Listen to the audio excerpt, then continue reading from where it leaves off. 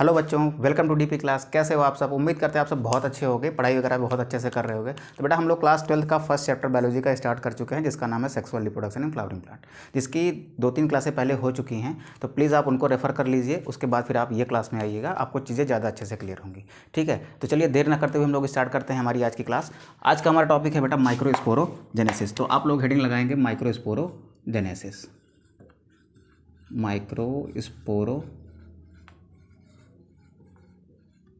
Genesis. ठीक, तो देखिए माइक्रोस्पोरोजेनेसिस क्या होती है। तो पहले हमको ये समझना पड़ेगा कि माइक्रोस्पोरोजेनेसिस है क्या, फिर हम लोग बात करेंगे कैसे होती है, कहाँ पर होती है, इन सब के बारे में बात करते हैं। तो पहले हम ये समझते हैं माइक्रोस्पोरोजेनेसिस है क्या। देखिए माइक्रोस्पोरोजेनेसिस को अगर आप देखोगे ना तो ये 2 वर्ड से मिलकर बनी हुई है। पहला वर्ड है बेटा माइक्रोस्पोर, ठीक, और दूसरा वर्ड है जेनेसिस। जेनेसिस का मतलब होता है टू प्रोड्यूस और टू फॉर्म। ठीक, माइक्रोस्पोर को प्रोड्यूस करने की प्रक्रिया या फिर माइक्रोस्पोर को फॉर्म करने की प्रोसेस ही क्या है, माइक्रोस्पोरोजेनेसिस है। तो इन सिंपल वर्ड्स, सिंपली हम समझ लेते हैं क्या होती है microsporogenesis.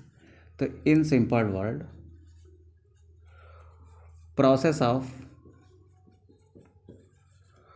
Formation of microspore from meiosis of microspore mother cell.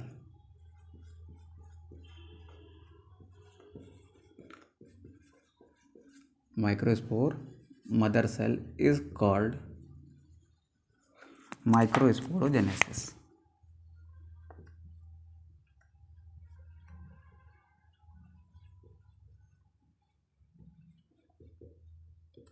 ठीक, माइक्रोस्पोर मदर सेल में मियोसिस के थ्रू माइक्रोस्पोर बनने की प्रोसेस को ही मैं क्या कह दिया, माइक्रोस्पोरोजेनेसिस।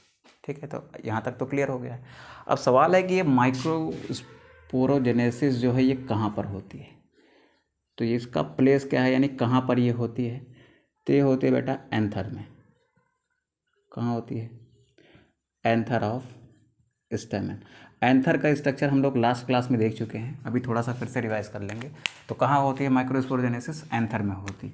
सवाल है कि एंथर के किस पार्ट में होती है, तो एंथर के ये माइक्रोस्पोरेंजियम में होती है। कहाँ होती है? माइक्रोस्पोरेंजियम में होती है। ठीक है, क्योंकि ये जो आपकी माइक्रोस्पोर मदर सेल्स हैं ये कहाँ पाई जाती हैं? माइक्रोस्पोरेंजियम में पाई जाती हैं। इन्हीं के मियोसिस के थ्रू क्या बनता है? माइक्रोस्पोर बनता है। तो आइए कल का थोड़ा सा रिकैप करते हुए हम लोग देखते हैं स्ट्रक्चर ऑफ एंथर। हमने लास्ट क्लास में भी देखा था, यहाँ पर थोड़ा सा रिवाइज कर लेते हैं स्ट्रक्चर ऑफ एंथर। तो देखिए हमने क्या देखा था, हमारे पास एक कुछ इस तरीके का स्ट्रक्चर होता है बेटा।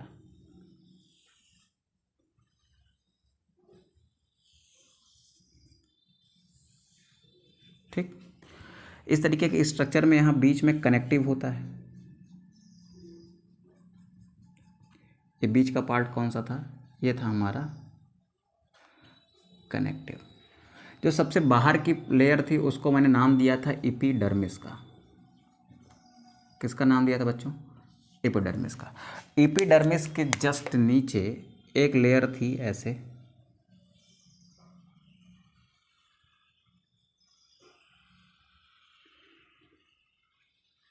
एपिडर्मिस के जस्ट नीचे एक लेयर थी जिसको मैंने नाम दिया था एंडोथीसियम का।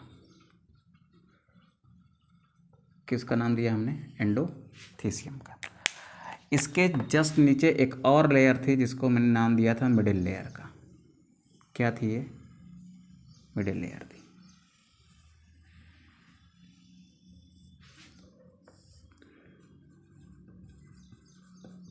ये मिडिल लेयर थी। फिर मिडिल लेयर के अंदर एक और लेयर थी, मल्टी न्यूक्लिएटेड लेयर थी कुछ ऐसे, जिसको मैंने टैपिटम कहा था। क्या कहा था बच्चों? टैपिटम कहा था। और टैपिटम सेल के अंदर यहाँ टैपिटम के अंदर यहाँ पर बहुत सारी सेल्स का मास पाया जाता है, मतलब बहुत सारी सेल्स पाई जाती हैं। ठीक, इन सेल्स के ग्रुप को मैंने कहा था ये क्या है बेटा, ये है मेरा स्पोरोजीनस टिश्यू। क्या है ये? स्पोरोजीनस टिश्यू है। स्पोरोजीनस टिश्यू की जो सेल है उस सेल को मैंने कहा था कि ये क्या है, माइक्रोस्पोर मदर सेल है। माइक्रोस्पोर मदर सेल है।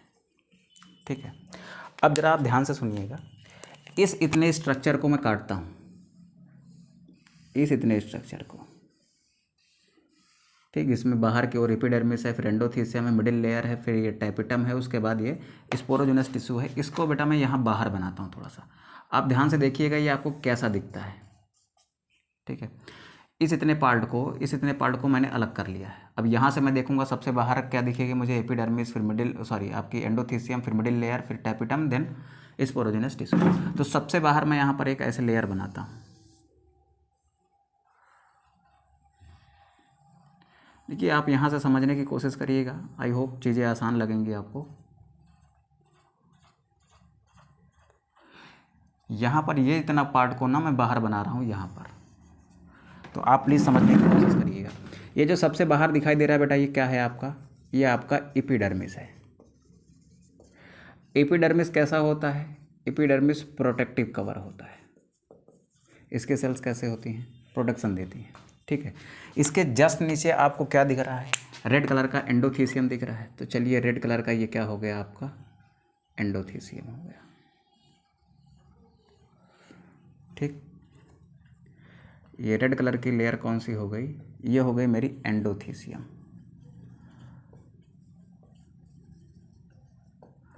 ये भी किसका काम करती है? ये काम करती है प्रोटेक्शन का। इसके नीचे 3 लेयर्ड मिडिल लेयर थी। इसके नीचे 3 लेयर्ड मिडिल लेयर थी। ये कल का ही रिकैप कर रहा हूँ बेटा, आप ध्यान से सोचो इसको और समझो।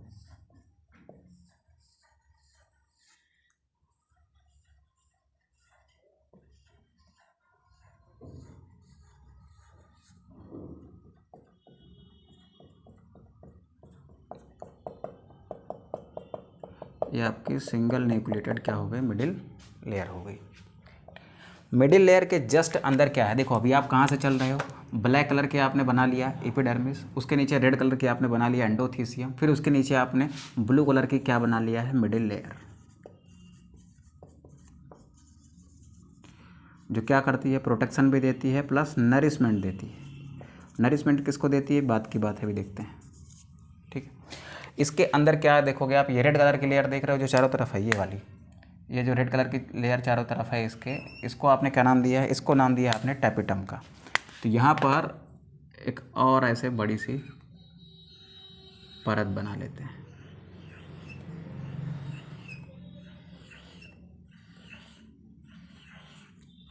ठीक, और ये जो लेयर है ना, ये मल्टी न्यूक्लिएटेड होती है। इसमें 2 या 2 से अधिक न्यूक्लियस होते हैं। इसको नाम दे दिया बेटा मैंने किसका, टैपिटम का। ये क्या है, टैपिटम है। ठीक है, आप ध्यान से सुनिएगा। टैपिटम के अंदर बहुत सारी सेल्स का मास है, यानी बहुत सारी सेल्स हैं कुछ ऐसे।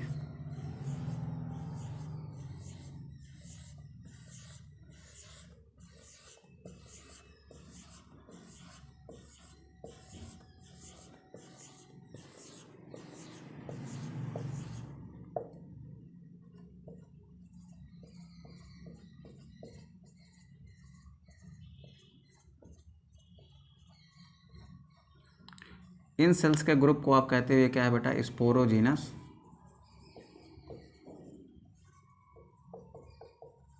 टिश्यू है। अब ध्यान से समझिएगा, टैपिटम क्या करती है, इस स्पोरोजीनस टिश्यू का नरिशमेंट करती है। मिडिल लेयर से नरिशमेंट आता है कहाँ पर, टैपिटम में। मिडिल लेयर इसका नरिशमेंट करते करते ख़त्म हो जाती है, मर जाती हैं। उसके बाद ये नरिशमेंट आता है टैपिटम के पास। टैपिटम जो है इसको नरिशमेंट देती है। अब टैपिटम इस स्पोरोजिनस टिश्यू की सेल को क्या क्या दे सकती है वो बात आप समझ लीजिए। पहला क्या दे सकती है, तो पहला ये देती है बेटा फूड, यानी कि इसको दे सकती है ये नरिशमेंट। टैपिटम की लेयर इन सेल्स को क्या दे सकती है, तो नरिशमेंट दे सकती है, यानी क्या प्रोवाइड कर सकती है बेटा, पहला चीज़ तो फूड प्रोवाइड करती है। फिर दूसरा चीज़ ये एक बहुत ख़ास तरीके का ऑर्गेनिक मटेरियल देती है यूबिस बॉडी के रूप में। एक बहुत इंपॉर्टेंट ऑर्गेनिक मटेरियल देती है जिसको हम कहते हैं स्पोरोपोलिन। क्या देती है, स्पोरोपोलिन। फिर तीसरा इससे एक और मटेरियल निकलता है जिसको आप कहते हो कैलेज। कैलेज क्या है, एंजाइम है। प्लस इससे कुछ और केमिकल्स निकलते हैं जो पॉलन किट बनाते हैं।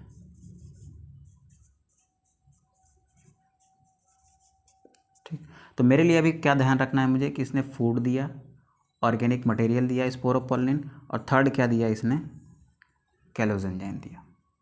ठीक है, अब ये जो स्पोरोपोलिन है ये बहुत ही इंपॉर्टेंट केमिकल है, इसके बारे में अभी हम लोग आगे पढ़ेंगे। तो फिलहाल यहाँ तक आई होप आपको समझ आ गया है।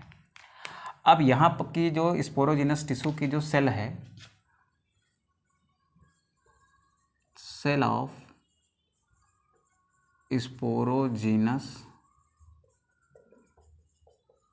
टिश्यू, इसको आप कहते हैं बेटा microspore mother cell. Microspore mother cell, short में इसको आप कहोगे MMC। ठीक है, तो यहाँ के इस स्पोरोजिनस टिश्यू की जितनी भी सेल्स हैं ना, वो सेल MMC के जैसे काम कर सकती हैं, यानी कि माइक्रोस्पोरोजिनस टिश्यू की सभी सेल्स MMC के रूप में फंक्शन कर सकती हैं। यहाँ तक क्लियर होता है? ठीक है, अगर यहाँ तक चीज़ें क्लियर हैं तो फिर आगे बढ़ें। अब हमको देखना है कि इस माइक्रोस्पोर मदर सेल के अंदर क्या चेंज आता है, कि वो किस में चेंज हो जाती है, वो चेंज हो जाती है बेटा माइक्रोस्पोर में। क्योंकि यहाँ पर आपने देखा है ना कि माइक्रोस्पोर मदर सेल में ही मियोसिस होगी और वो चेंज होगी माइक्रोस्पोर में, तो इसके अंदर आएगा चेंज। ठीक है, तो वो चेंज क्या होता है वो हम लोग इधर देखते हैं। ठीक है, तो चलिए आइए देखते हैं, इसको थोड़ा सा रफ करते हैं। देखो, इसकी एक सेल में जो होगा वही काम सारी सेल्स में होगा, तो इसकी एक सेल को मैं यहाँ बाहर निकालता हूँ। ये सेल मैंने जो बाहर निकाली ना, एक्चुअल में क्या है, माइक्रोस्पोर मदर सेल है। तो ये क्या है बेटा हमारी, ये है हमारी माइक्रोस्पोर मदर सेल, जिसको मैंने शॉर्ट में कहा MMC। ठीक है, अब इस MMC में मियोसिस हुई।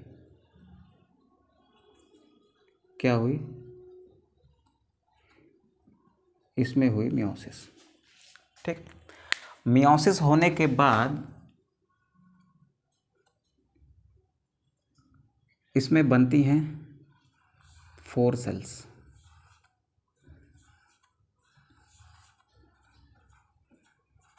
और ये 4 सेल्स कैसी होंगी बेटा, हैप्लॉइड होंगी। और ये जो MMC थी आपकी, ये कैसी थी, 2N थी, यानी ये डिप्लॉइड सेल थी।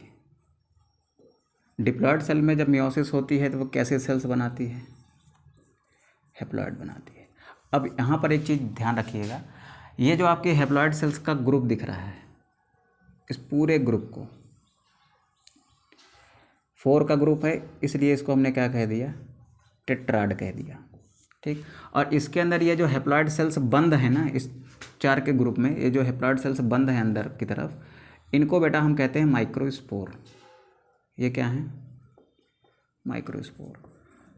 तो ये 4 माइक्रोस्पोर का ग्रुप है, तो इसको हम क्या कहते हैं बेटा, इसको हम नाम दे देते हैं, इस पूरे स्ट्रक्चर को कह दिया मैंने माइक्रोस्पोर टेट्राड।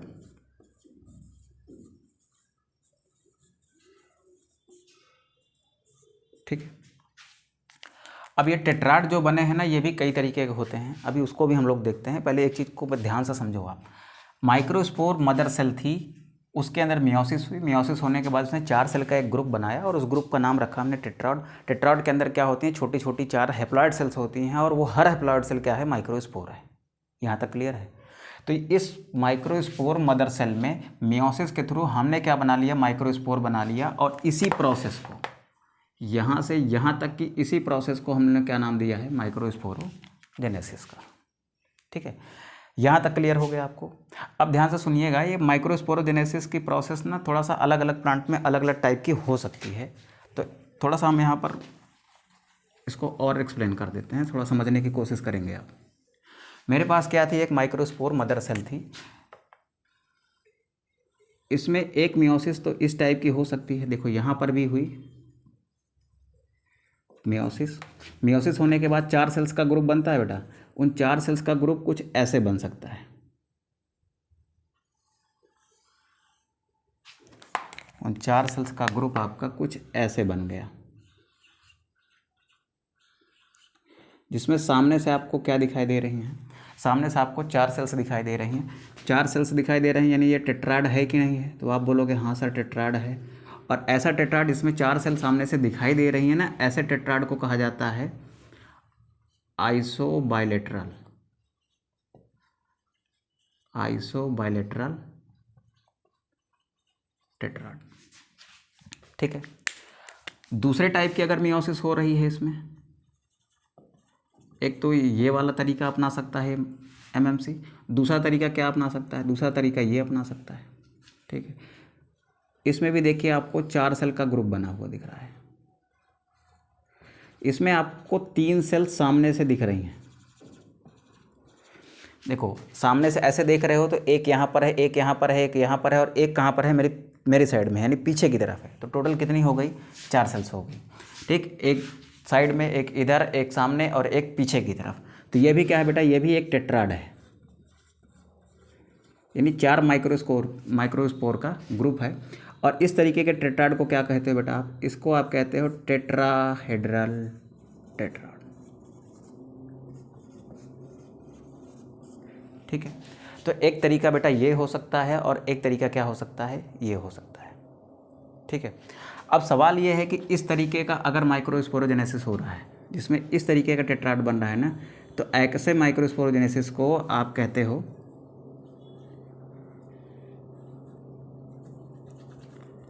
देखो इधर बात समझने की कोशिश करो, आपके पास क्या हुई, 2 तरीके की माइक्रोस्पोरोजेनेसिस हुई है। ठीक है, एक माइक्रोस्पोरोजेनेसिस ऐसी है जिसमें 4 सेल बन रही हैं सामने से आपको दिखती हुई, और एक ऐसी है जिसमें से आपको 3 दिख रही हैं, एक कहाँ पर है बेटा, आपके पीछे की तरफ है। ठीक है, तो इस वाले को मैंने कह दिया ये सक्सेसिव टाइप की है। क्या है ये, सक्सेसिव टाइप माइक्रोस्पोरोजेनेसिस है।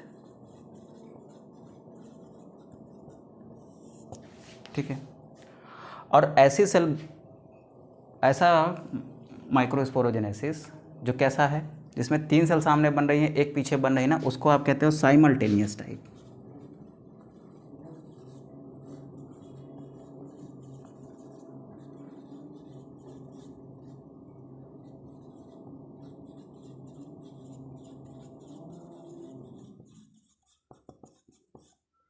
बताओ बेटा, यहाँ तक कोई दिक्कत है, नहीं है ना, तो आगे बढ़ें आप। अच्छा, एक चीज़ और नोट कर लीजिएगा, ये जो टेट्राड है ना, ये 5 टाइप्स के हो सकते हैं मेजरली, या तो ये वाली होती है या तो ये वाली होती है, लेकिन इसके अलावा भी और भी टेट्राड्स नोटिस किए गए हैं, जैसे मैं नीचे बना दे रहा हूँ। इस वाले को आपने आइसोबाइलेटरल कह दिया, इसको आपने टेट्राहेड्रल कर दिया। अगर आपको कुछ ऐसा टेट्राड दिख जाए,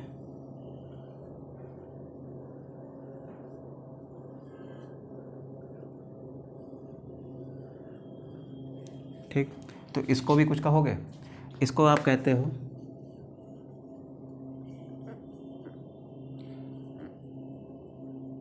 डेकुसेट टेट्राड। ठीक, एक टेट्राड अगर आपको ऐसा दिख जाए, जिसके 4 माइक्रोस्पोर कुछ ऐसे लगे हों, ठीक, तो ये इन्वर्टेड टी शेप का टेट्राड है, इसको आपने नाम दिया इन्वर्टेड टी शेप्ड, या इन्वर्टेड कह दो चाहे टी शेप्ड कह दो।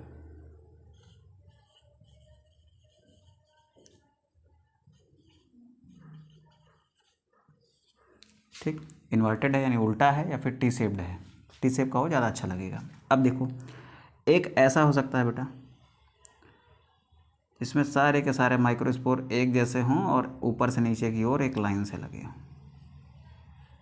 ठीक, इस तरीके के टेट्राड को आप क्या कहते हो? इसको आप कहते हो लीनियर टेट्राड। ठीक, first this one, second this one, third this one, fourth this one and fifth this one. तो ये 5 टाइप के टेट्राड हो सकते हैं किसी भी एंजियोस्पर्मिक प्लांट में। ठीक है, एंजियोस्पर्म में आपको इस तरीके, ये 5 तरीके के टेट्राड देखने को मिलते हैं। आई होप यहाँ तक चीज़ें क्लियर हो गई होंगी। माइक्रोस्पोर मदर सेल थी, उसमें मियोसिस हुई और 4 ऐसी सेल्स बनी जो सामने से दिख रही हैं, तो ऐसे को क्या कहोगे? Successive type. ऐसी मियोसिस हुई जिसमें 3 सामने दिख रही हैं, एक पीछे की ओर है, तो उसको आप क्या कहते हो? Simultaneous type. ठीक, ये मोस्ट कॉमन है, ज़्यादातर आपको क्या देखने को मिलता है? ये वाला और ये वाला। अब थोड़ा ध्यान से देखिए, ये जो मेरी टेट्राड की सेल्स हैं, ये क्या है? आपकी माइक्रोस्पोर है और आपस में जुड़ी हुई है। तो कोई तो ऐसा चीज़ होगा बेटा जो इनको आपस में जोड़ के रखा होगा। कोई तो ऐसा चीज़ होगा ना जो इनको आपस में जोड़ के रखा होगा। यहाँ पर भी देखिए, ये आपस में जुड़ी हुई हैं। देयर इज समथिंग जिसके थ्रू ये आपस में जुड़ी होंगी। तो जिसके थ्रू ये माइक्रोस्पोर आपस में जुड़े होते हैं ना, उसको आप कहते हो बेटा कैलोज। क्या कहते हो? कैलोज कहते हो। कैलोज एक केमिकल है जिसके थ्रू क्या होते हैं? आपके माइक्रोस्पोर्स अटैच होते हैं। कैलोज थ्रू विच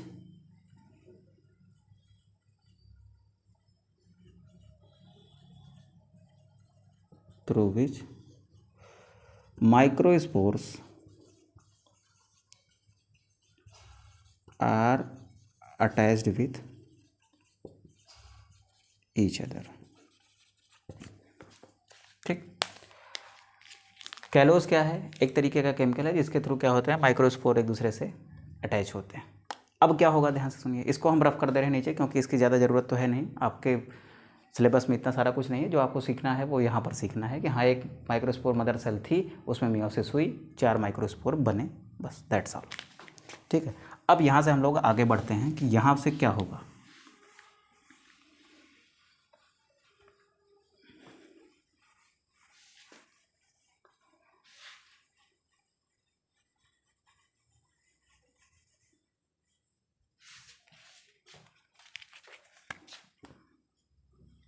ध्यान से सुनेंगे बेटा, ये सारे के सारे माइक्रोस्पोर कैलोज द्वारा जुड़े हुए हैं। अब ये सारी की सारी प्रोसेस कहाँ हो रही है? तो ये सारी की सारी प्रोसेस तो यहाँ पर हो रही है ना। यहाँ पर इसके चारों तरफ क्या है? टैपिटम है कि नहीं है? और टैपिटम से बेटा एक केमिकल आया जिसका नाम था क्या? Callose enzyme. देखो, ये सारी की सारी प्रोसेस जो हुई ये यहाँ पर हुई है। यहाँ पर आपकी टैपिटम है, टैपिटम से एक एंजाइम गया जिसका नाम था कैलेज एंजाइम। तो ये कैलेज एंजाइम कहाँ से आ रहा है? From tapetum. ये टैपिटम से आया, इसने कैलोज को वहाँ से हटाया, और कैलोज को जैसे ही हटाएगा ये सारे के सारे माइक्रोस्पोर एक दूसरे से क्या होते हैं? फ्री हो जाते हैं। क्योंकि ये कैलोज से ही जुड़े हुए थे, कैलोज हट गया, डाइजेस्ट कर दिया किसने? कैलेज एंजाइम ने। तो क्या होते हैं? माइक्रोस्पोर फ्री हो जाते हैं। अब माइक्रोस्पोर कैसी संरचना है बेटा? वो एक हैप्लॉइड संरचना है, हैप्लॉइड स्ट्रक्चर है, ड्यू टू विच, यहाँ पर लिख लो कि callose enzyme from tapetum, due to which microspores are free from each other. Microspore क्या हो गए? एक दूसरे से फ्री हो गए। एंड नाउ माइक्रोस्पोर बनने की प्रोसेस ही माइक्रोस्पोरोजेनेसिस थी। तो यहाँ पर हमारी प्रोसेस समाप्त होती है कौन सी? माइक्रोस्पोरोजेनेसिस की। अब सवाल है कि अगर माइक्रोस्पोरोजेनेसिस हो गई है तो अभी तो हमको मेल गैमेट सीखना है ना। मेल गैमेट तो अभी बनाया नहीं हमने। ठीक है, तो अब इसी मेल गैमेट का फॉर्मेशन हम लोग कहाँ से करेंगे? मेल गैमेट का फॉर्मेशन करेंगे इसी माइक्रोस्पोर से। ठीक है, अब मेल गैमेट कहाँ होते हैं? मेल गैमेट जिस स्ट्रक्चर में होते हैं ना उसको आप मेल गैमेटोफाइट कहते हो। तो यही माइक्रोस्पोर आगे जाके चेंज होगा मेल गैमेटोफाइट में, और उस मेल गैमेटोफाइट के अंदर क्या मिलेगा आपको? मेल गैमेट मिलेगा। तो अब हमको ये देखना है कि ना माइक्रोस्पोर से कैसे बनता है हमारा मेल गैमेटोफाइट। ठीक है, तो यहाँ तक की देखो, यहाँ तक स्टेज कैसी थी, स्पोरोफिटिक थी, लेकिन यहाँ पर मियोसिस होने के बाद ये कौन सी स्टेज आ गई है, गैमेटोफिटिक स्टेज आ गई है। ठीक है, तो यहाँ तक क्लियर हो गया हो तो आप स्क्रीनशॉट करिए इसका, फिर हम आगे बढ़ते हैं। चलिए,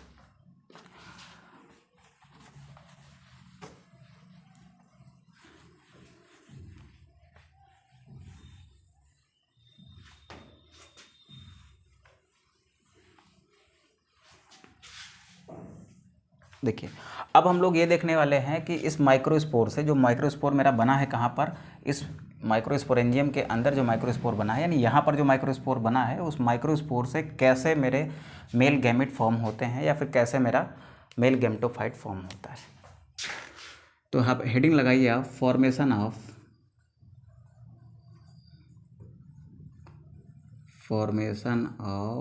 male gametophyte.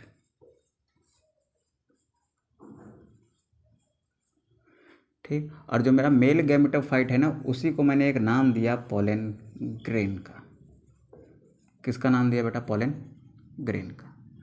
Formation of male gametophyte यानी कि पोलन ग्रेन। ठीक है, अब देखिए इधर हमारे पास क्या था, हमारे पास था एक माइक्रोस्पोर। क्या है बेटा, मेरे पास एक माइक्रोस्पोर है जो कैसा स्ट्रक्चर है, जो हैप्लॉइड है, यानी जिसमें क्रोमोसोम के नंबर हाफ है। अब इस माइक्रोस्पोर के अंदर आएगा कुछ चेंज। ये मेरा एक माइक्रोस्पोर है। सबसे पहले इस माइक्रोस्पोर के अंदर बनती है एक वैक्यूल, वैक्यूल यानी एक रिक्तिका बनती है।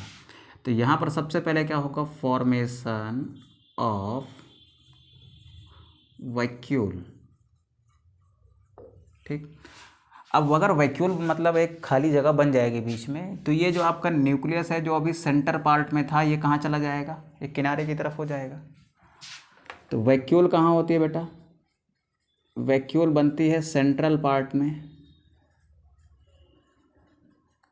ठीक, जिसकी वजह से जो न्यूक्लियस होता है, न्यूक्लियस शिफ्ट कर जाता है पेरीफेरी, पेरीफेरी यानी कि बाहरी भाग में, यानी आउटर पार्ट में, यानी किनारे किनारे पार्ट। अब आपका ये माइक्रोस्पोर कैसा दिखाई देगा, तो सर कुछ ऐसा दिखाई देगा। ये बन गई मेरी क्या, इसमें वैक्यूल,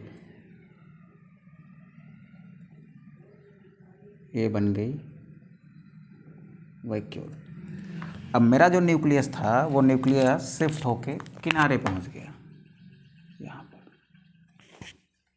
ठीक है, अब अगर आपने सेल डिवीज़न पढ़ा हो बेटा, तो जब न्यूक्लियस डिवाइड होता है तो स्पिंडल फाइबर बनते हैं। क्या बनते हैं, स्पिंडल फाइबर बनते हैं। जैसे देखो, ये मेरे पास एक न्यूक्लियस है, अगर ये डिवाइड होना है इसको इक्वल दो पार्टों में, तो यहाँ पर स्पिंडल फाइबर कुछ ऐसे बनते हैं। ठीक, दोनों साइड के बराबर हैं तो इनको हम कहते हैं सिमेट्रिक स्पिंडल फाइबर। और अगर मेरा न्यूक्लियस यहाँ पर है तो मेरे स्पिंडल फाइबर कुछ ऐसे बन रहे हैं। ठीक है, अब बताओ ये क्या दोनों साइड बराबर हैं, तो बोलोगे नहीं सर दोनों साइड बराबर नहीं है। तो अगर दोनों साइड बराबर नहीं है तो ये क्या है बेटा, एसिमेट्रिकल स्पिंडल हैं, और ये कैसे हैं, सिमेट्रिकल स्पिंडल। जब दोनों साइड ऊपर नीचे बराबर हैं तो सिमेट्रिकल स्पिंडल हैं, और यहाँ पर कैसे बन रहे हैं बेटा, एसिमेट्रिकल स्पिंडल। ठीक है, तो इसमें होता है एसिमेट्रिकल स्पिंडल का फाइबर,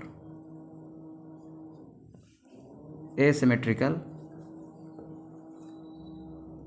स्पिंडल फाइबर फॉर्मेशन।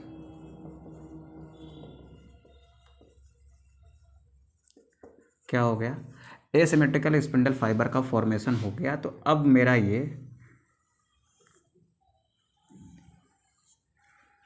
ध्यान से सुनिएगा, जब सिमेट्रिकल स्पिंडल फाइबर बन रहे थे तो ये सेल इक्वली डिवाइड कर रहा था, और जब एसिमेट्रिकल बनेंगे बेटा, जब दो बराबर के स्पिंडल फाइबर नहीं बनेंगे तो सेल का डिवीजन भी कैसे होगा, एसिमेट्रिकल होगा, यानी दोनों सेल बराबर नहीं होंगे।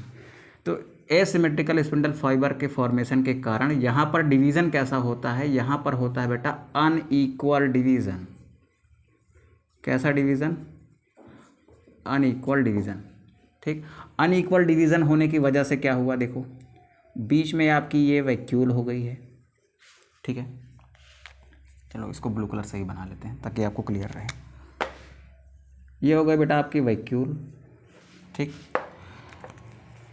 ये जो न्यूक्लियस है ये डिवाइड हुआ है अनइक्वल तरीके से, तो यहाँ पर एक न्यूक्लियस बना है जो इर्रेगुलर शेप है, और यहाँ पर एक न्यूक्लियस बना है जो कुछ इस तरीके का है।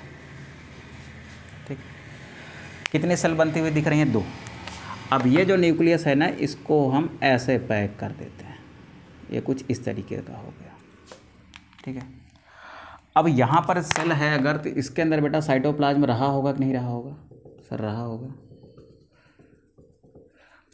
ये हो गया इसका ग्रीन कलर का जो आपको दिख रहा है, ये हो गया साइटोप्लाज्म।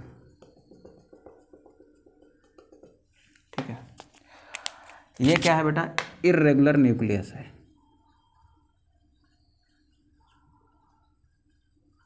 Irregular shape nucleus.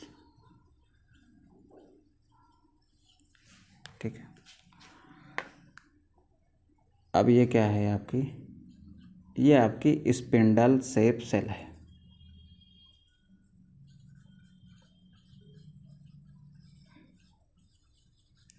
अब जरा इसमें ध्यान से देखो आप, माइक्रोस्पोर अब आपका 2 सेल स्टेज में दिखाई दे रहा है। एक सेल तो ये ब्लू वाली हो गई, ये वाली, जिसको आपने कह दिया ये कैसी सेल है बेटा? स्पिंडल शेप सेल है। और एक सेल आपको ये बड़ी वाली दिख रही है जिसका न्यूक्लियस कैसा है? इर्रेगुलर शेप है। तो ये जो इर्रेगुलर शेप न्यूक्लियस वाली सेल है, ये बड़ी वाली सेल जिसका साइटोप्लाज्म ग्रीन कलर का है, इस सेल को आपने कह दिया, इस सेल को नाम दिया बेटा वेजिटेटिव सेल। वेजिटेटिव सेल, इसी को आप ट्यूब सेल के नाम से भी जानते हो, आगे आप समझोगे। फिलहाल आप ये समझ लीजिए ये क्या है? आपकी वेजिटेटिव सेल है।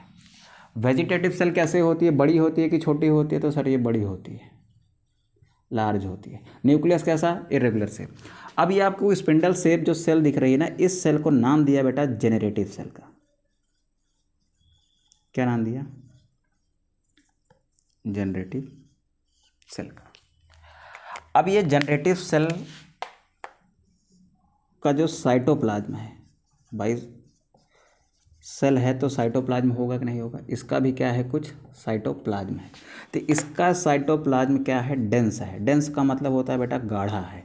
तो इसका साइटोप्लाज्म गाढ़ा है, इसका साइटोप्लाज्म हल्का है, बड़ा है। अब ध्यान से देखिए, क्या हमको ऐसा नहीं दिख रहा है कि ये जनरेटिव सेल तैर रही है? जनरेटिव सेल तैर रही है कहाँ पर? जनरेटिव सेल तैर रही है वेजिटेटिव सेल के साइटोप्लाज्म में। तो हम क्या लिख सकते हैं? Generative cell is floating in cytoplasm of vegetative cell।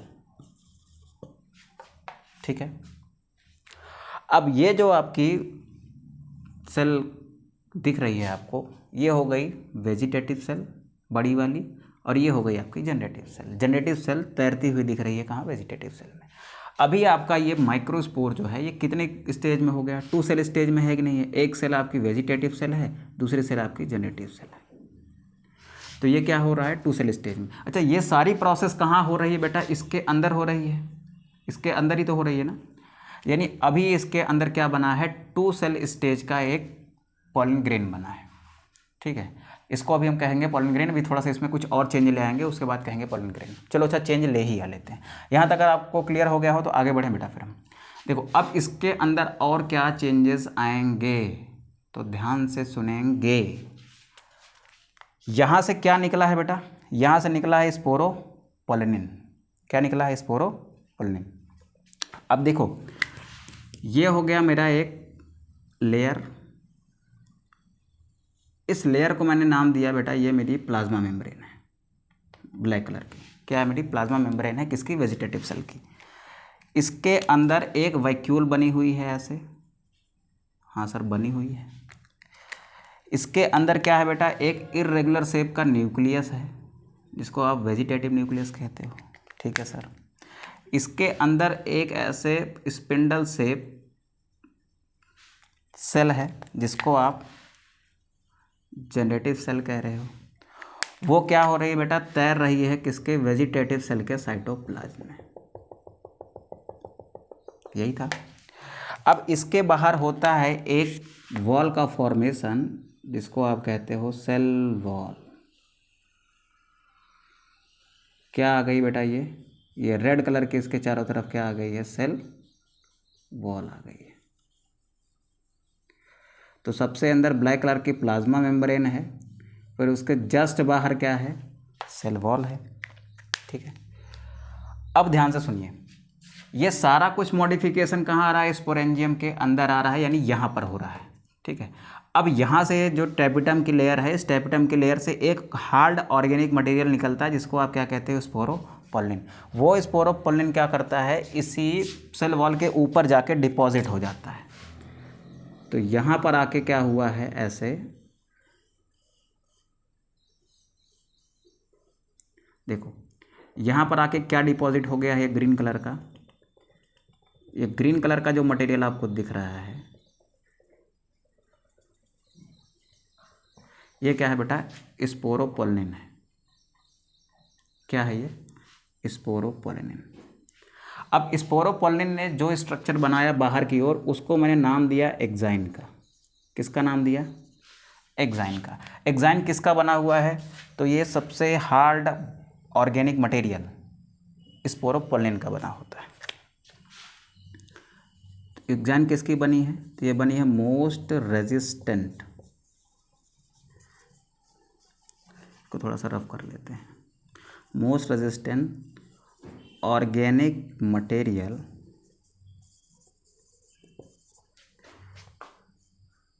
किसकी, स्पोरोपोलिन की। ठीक,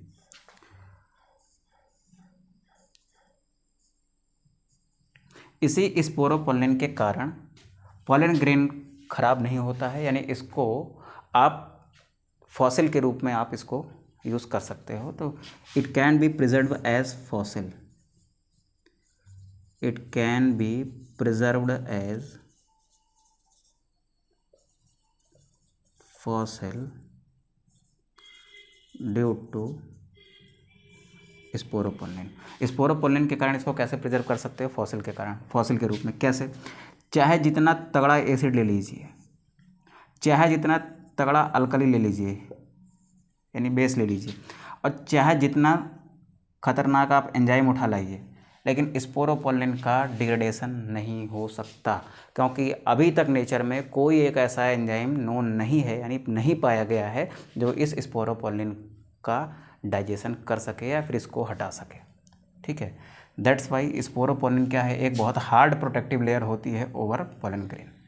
अब देखो, ये सारा चेंज आता गया कहाँ बेटा, माइक्रोस्पोर में। माइक्रोस्पोर मेरा इस स्टेज में पहुंच गया है। अब ये स्टेज जो है ना, ये स्टेज कहलाती है आपकी पोलन ग्रेन। तो ये जो पूरा स्ट्रक्चर है, ये क्या है बेटा, पोलन ग्रेन है। ठीक, अब ध्यान से सुनिएगा, यहाँ पर देखो एक सिंगल सेल न्यूक्लियस था, एसिमेट्रिकल स्पिंडल फाइबर बने, अनइक्वल डिवीजन हुआ, और हुई क्या है, माइटोसिस हुई है, क्योंकि ये पहले भी हेप्लॉइड था। यहाँ भी क्या बने हैं, दो हेप्लॉइड सेल्स बने हैं, एक जनरेटिव और एक वेजिटेटिव। ठीक, they both are haploid cells. अब आप ध्यान से सुनिए, एक्साइन हो गई सबसे बाहर की ओर, फिर ये रेड कलर की आपको क्या दिख रही है, सर ये एंटाइन बताया था आपने, तो ये क्या है बेटा, ये एंटाइन है। ये भी किसी चीज़ की बनी होगी, तो ये बनी होती है बेटा आपको पेक्टोसेलुलोज की। किसकी बनी है, पेक्टोसेलुलोज की, यानी पेक्टिन प्लस सेलुलोज की। उसके अंदर क्या होती है, उसके अंदर ये ब्लैक कलर की आपको दिख रही है सेल मेम्ब्रेन। ठीक है, सेल मेम्ब्रेन के अंदर आपको क्या दिख रही है, एक बड़ी सी वेजिटेटिव सेल दिख रही है जिसका न्यूक्लियस कैसा है, इर्रेगुलर शेप है, और क्या दिख रही है, एक जनरेटिव सेल दिख रही है। यानी ये जो मेरा पोलन ग्रेन है ना, इसमें कितनी सेल्स हैं बेटा, तो एक ये बड़ी सी जनरेटिव सेल है, दूसरी क्या है, एक छोटी सी जनरेटिव सेल है। ठीक है, और इसका साइटोप्लाज्म जनरेटिव सेल का कैसा है, बहुत डेंस है। ठीक, अभी मेरा पोलन ग्रेन कितने सेल स्टेज में है, तो 2 सेल स्टेज में। अगर मैं क्या करूँ, इसके अंदर एक और माइटोसिस करा दूं, किसमें, जनरेटिव सेल में, तो ये एक जनरेटिव सेल कितने में बदल जाएगी, 2 में। तो जब एक जनरेटिव सेल 2 में बदलेगी, तब इस पोलन ग्रेन के अंदर कितने सेल स्टेज हो जाएगी, 3 सेल स्टेज। ठीक है।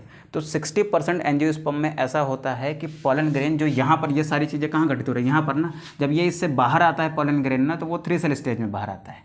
60% एंजियोस्पर्म में, 60% एंजियोस्पर्म में पॉलन ग्रेन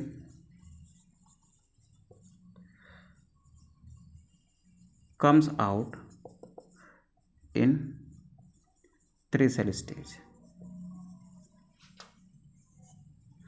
and 40% एंजियोस्पर्म में pollen grain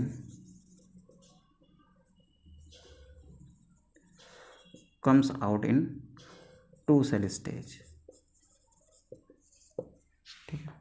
तो 60% एंजियोस्पर्म में क्या हुआ कि पॉलन ग्रेन बाहर आया 3 सेल स्टेज में। और ये 3 सेल स्टेज कैसे बनेगी, ये जो जनरेटिव सेल है इसमें एक और माइटोसिस करा दो, तो एक से कितनी हो जाएगी, 2।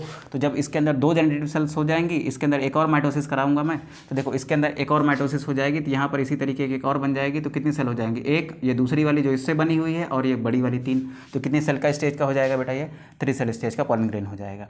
और 60% एंजियोस्पर्म में क्या होता है, ये जो पॉलन ग्रेन इस माइक्रोस्पोरेंजियम से जब यहाँ पर बाहर आएगा ना, इस पॉलन ग्रेन जब यहाँ से बाहर आएगा, तब इसको आप किस सेल स्टेज में पाओगे, 3 सेल स्टेज में पाओगे। 40% में क्या होता है, ये 2 सेल स्टेज में होता है। अब ध्यान से सुनिएगा, यहाँ पर इसको मैंने कहा था ये माइक्रोस्पोरेंजियम है बेटा। जब इसके अंदर माइक्रोस्पोर भरे थे ना, तब इसको मैंने माइक्रोस्पोरेंजियम कहा था। अब ये सारे के सारे माइक्रोस्पोर जो है वो किस में चेंज हो गए बेटा, पॉलन ग्रेन में। तो यहाँ पर जो कुछ भरा हुआ है ना, ये जो आपको स्ट्रक्चर्स दिख रहे हैं ना, इनको अब मैं नाम क्या दे दूंगा, इनको मैं नाम दे दूंगा पॉलन सैक। जब इसके अंदर माइक्रोस्पोर भरे थे तब इसको मैंने माइक्रोस्पोरेंजियम कहा था, और जब इसके अंदर माइक्रोस्पोर का डेवलपमेंट होकर क्या बन गए हैं, बहुत सारे पॉलन ग्रेन बन गए हैं। और पॉलन ग्रेन बनने के बाद इनको क्या कहूँगा मैं, पॉलन सैक कहूँगा। तो ऐसा एंथर जिसके अंदर पॉलन सैक होती है ना, उसको आप क्या कहते हो, मैच्योर एंथर कहते हो। मैच्योर एंथर में क्या होती है, आपकी मिडिल लेयर गायब हो जाती है। ठीक, मिडिल लेयर उसमें नहीं होती है, ये बात आप याद रखेंगे।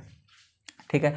तो यहाँ तक बेटा हमने क्या सीखा है, हमने सीखा है, पहले हमने सीखा माइक्रोस्पोरोजेनेसिस क्या होती है, फिर हमने ये देखा कि माइक्रोस्पोरोजेनेसिस के थ्रू जो माइक्रोस्पोर बनता है एक्चुअल में वो कैसे पॉलन ग्रेन का फॉर्मेशन करता है। अब पॉलन ग्रेन ही वो स्ट्रक्चर है जिसको आप मेल गैमेटोफाइट कहते हो। आप अगर मेरा पहला लेक्चर याद करोगे चैप्टर का, तो उसमें मैंने कहा था गैमेटोफाइट वो स्टेज होती है किसी भी एंजियोस्पर्म प्लांट की जो गैमेट को धारण करती है, यानी gamete bearing body is called gametophyte. अब यहाँ पर देखो, ये जो आपको दिख रहा है ये जनरेटिव सेल, एक्चुअल में यही क्या है, आपका मेल गैमेट है। तो ये पॉलन ग्रेन वो स्ट्रक्चर है ना जो मेल गैमेट को धारण कर रहा है, यानी मेल गैमेट को बियर कर रहा है ना अपने अंदर। तो इसी वजह से इस पॉलन ग्रेन को ही आप क्या नाम देते हो, मेल गैमेटोफाइट का। ठीक है। आई होप यहाँ तक चीज़ें क्लियर होंगी। अगर बेटा सेशंस आपको अच्छे लग रहे हों तो प्लीज़ आप इनको लाइक करिए, वीडियो को शेयर भी करिए अपने दोस्तों के साथ, और चैनल को सब्सक्राइब भी करिए आप। ठीक है। अगर अच्छे लग रहे हो तो, नहीं तो कोई बात नहीं, अगर आपको अच्छा लगता है तो आप ऐसा करिए, सपोर्ट मिलेगा हमको, नहीं तो कोई बात नहीं, फिर आप सीखते रहिए, लेकिन सीखना आपकी प्रायोरिटी है, वो आप सीखते रहिए। ठीक है। ओके, आज के लिए फ़िलहाल इतना ही। अगली क्लास में हम लोग मिलते हैं नेक्स्ट टॉपिक के साथ। Thank you.